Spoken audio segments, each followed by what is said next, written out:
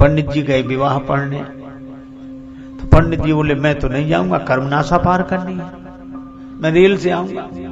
अब रेल से आने में घूम कर आवे तो 2-2.5 घंटे अधिक लगे, और ये नदी पार करती दूसरे गांव में जाना था। समाधान ना मिले तो एक पहलवान था युवक, उसने कहा पंडित जी हम आपका धर्म नष्ट नहीं होने दें, आप हमारे कंधे पे बैठ जाए। ठीक है, पहलवान ने पंडित जी को कंधे पर बिठाया और चला। पर भगवान भी कभी कभी ऐसा व्यंग करते हैं, बीच नदी में पहुंचा और उसका ऐसा बैलेंस बिगड़ा, पांव फिसला के पंडित जी को लिए दिए गिरा नदी में। अब तो पंडित जी बड़े क्रोध में कांपे, मेरा धर्म नष्ट हो गया और काशी का वास इतने दिन किया और कर्मनाशा में तूने सारे पुण्य नष्ट करा दिया। सब लोग हाथ जोड़े और वो बहुत नाराज। एक सज्जन ने कहा कि पंडित जी पुण्य नष्ट अब नहीं हुए, पुण्य नष्ट तो तभी हो गए थे जब आप इसके कंधे पर बैठे। कैसे?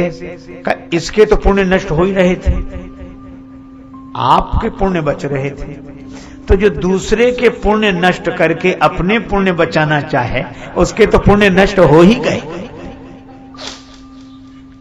पंडित जी थोड़ा शांत हुए,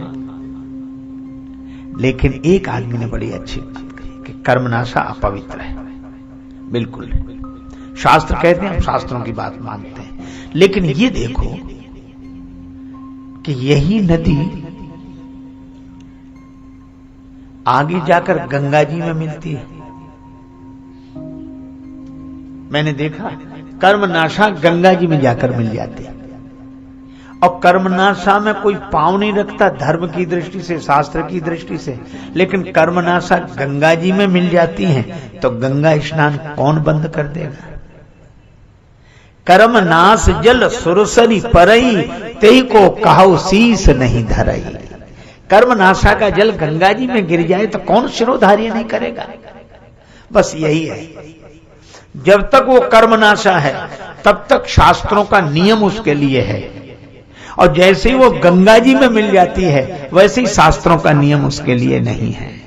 मैं भी आपसे यही कहता हूं, जब हम अपनी वर्ण जाति में रहकर अभिमान रखते हुए उसका पालन करते हैं तो शास्त्रों के नियम पूर्वक चलना चाहिए। लेकिन जिस दिन राम भक्ति जहां सुरसरी धारा, भगवान की भक्ति में हम अपने जीवन को मिला दें, उसी दिन शास्त्रों के नियम हमारे लिए दूसरे हो जाते हैं। पर उसी दिन होते हैं, शास्त्र की मर्यादा है, पर यह शास्त्र से ऊपर। जिसको स्वामी रामानंद जी महाराज वैष्णवाचार्य, उन्होंने बड़ी सुंदर बात कही एक चौपाई में, जाति पाति पूछे नहीं कोई, हरि को भजे सो हरि का होय। और उनका गोत्र अच्युत गोत्र, और कैसे कैसे संत बनाए गए। आप देखो रविदास जी को उन्होंने शिष्य बनाया, माता मीरा जिन्हें गुरु मानते हैं। क्यों? क्या शास्त्र मर्यादा का ध्यान उन्हें नहीं था? लेकिन शास्त्र मर्यादा से अधिक भी भगवान की भक्ति का भरोसा करते थे। पर आज तो विडंबना ये, मिलेंगे लोग पूछेंगे तेरा व्यवहार कितना है, मिलेंगे लोग पूछेंगे तेरा व्यवहार कितना है, मिलेंगे लोग पूछेंगे तेरा व्यापार कितना है, मगर ये कोई नहीं पूछता कि तेरा प्रभु से प्यार